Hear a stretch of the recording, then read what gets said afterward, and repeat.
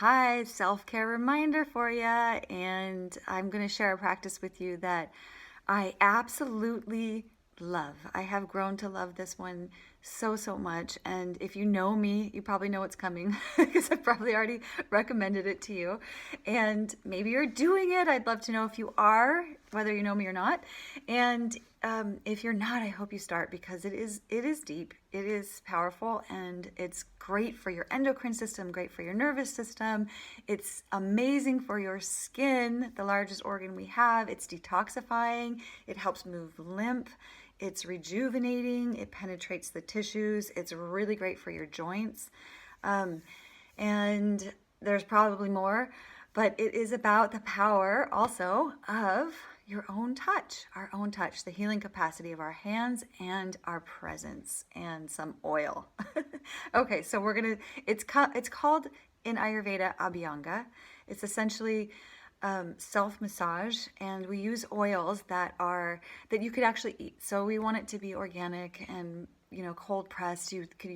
I use sesame oil because I need a little more hydration in my skin and it's grounding and I need a little more grounding, but you could do a little more cooling oil like coconut oil, or you could do something like almond oil or jojoba oil or something along those lines. You could also add some essential oils, and the oil becomes a carrier to bring those essential oils more deeply into your skin.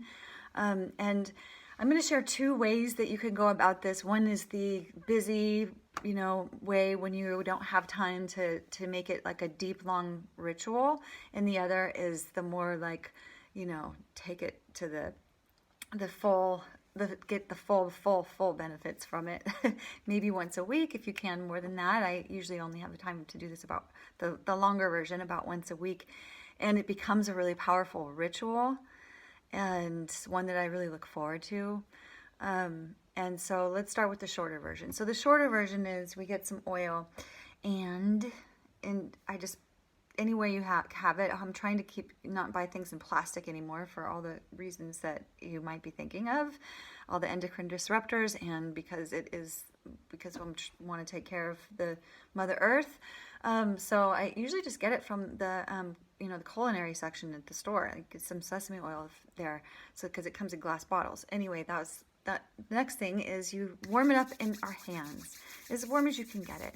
And then just start massaging the whole body. Long strokes on the long bones, circular strokes on the round bones, clockwise strokes on the belly to help with digestion. Don't leave these breasts out. Give these sweeties some extra love because they don't get enough circulation as it is, and we want to move the lymph in there. So circular, really massaging all the way in towards the nipples and then up towards the armpits where we have all these lymph nodes, and the face, the ears, the feet, the back, as much of your body as you can get.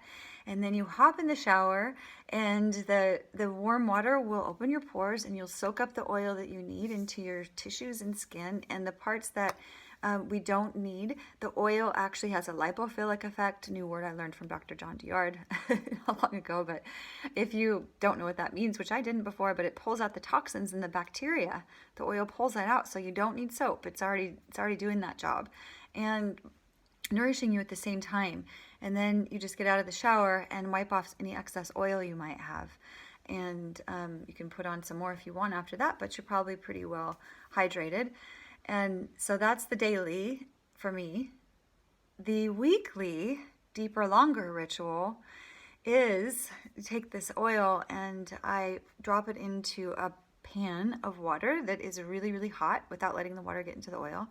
Until the oil gets warm, and then I take it out. I might add some essential oils. Some days I might do it with some more herbs, and we go get naked. When I say we, it's usually just me, but hopefully meaning you. Get naked, go hang out somewhere cozy, and lube yourself up with this oil, which, by the way, in Sanskrit, another translation for oil is sneha, which means love.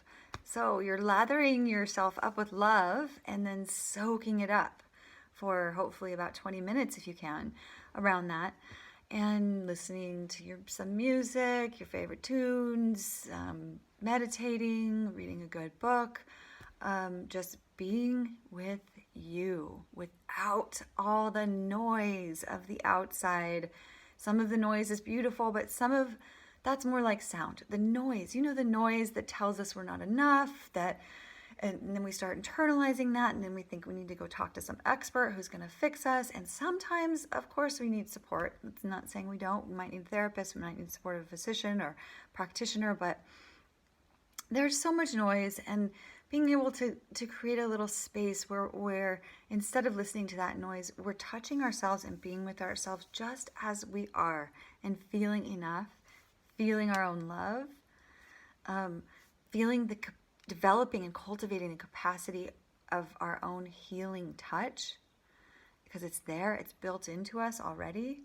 And I say this, if you're listening, just so you know, because I need to hear this just as much as you might need to hear this. So this is something that is something that I'm constantly reminding myself, especially as a mother, that there is a deep need for all of us to take a little time to mother ourselves, to nurture ourselves, just to listen to that inner voice that is wise, that is loving, that is healing. And so that's what ultimately the bigger why, even though there's so many wonderful physical and physiological benefits to this, the bigger why comes down to that, to being in some loving presence with ourselves just as we are. Yeah, so I hope you can do this, and thanks for listening either way. Let me know if you do. I'd love to hear how it goes. And all right, have a great day.